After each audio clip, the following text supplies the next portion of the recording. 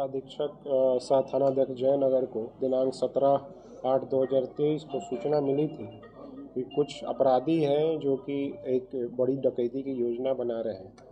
इसके सत्यापन के लिए मेरे द्वारा एक एसडीपीओ जयनगर और डीएसपी का एसएचओ जयनगर के नेतृत्व में एक टीम बनाई गई, जिसमें डीआईयू की टीम और जयनगर के थाना के और पदाधिकारी और कांस्टेबल्स की टीम मिलाकर बनाई गई।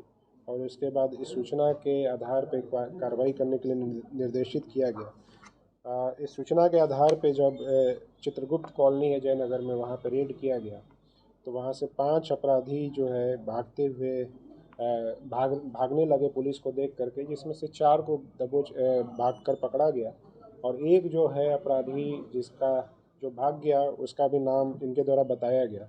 इन चारों के पास से टोटल कुल मिला के 2 देसी कट्टा और 2 देसी पिस्टल बरामद किया गया, जिसके अलावा 7 जिंदा कारतूस की बरामदगी हुई। उसके अलावा एक पल्सर मोटरसाइकिल और मोबाइल इत्यादि बरामद हुए। जो 5वां अपराधी था उसको भी हम लोगों ने इन्वेस्टिगेशन करके उसकी भी गिरफ्तारी कर ली है। तो टोटल 5 लोगों जिनकी गिरफ्तारी हुई है, उसमें एक बादल पासवान है, ये निर्मली जिला सुपौल का है। विनोद यादव है लदनिया का। सिकंदर पासवान है, ये जयनगर का है। मोहम्मद सद्दाम है, ये जयनगर का है। प्रमोद सिंह है, ये भी जयनगर का है।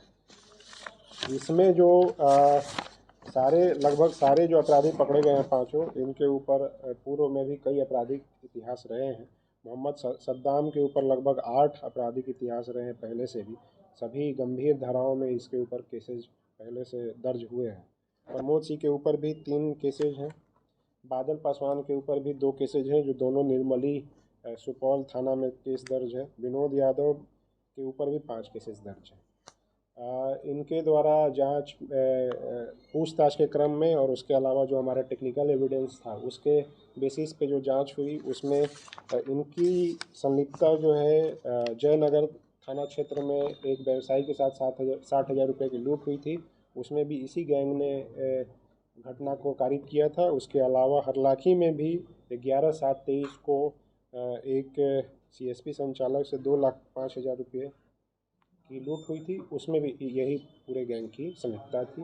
तो ये दोनों घटनाओं के भी उद्भेदन हुआ है। उसके अलावा एक नया केस जो कि डकैती की योजना बनाने के लिए भी कांड दर्ज किया गया।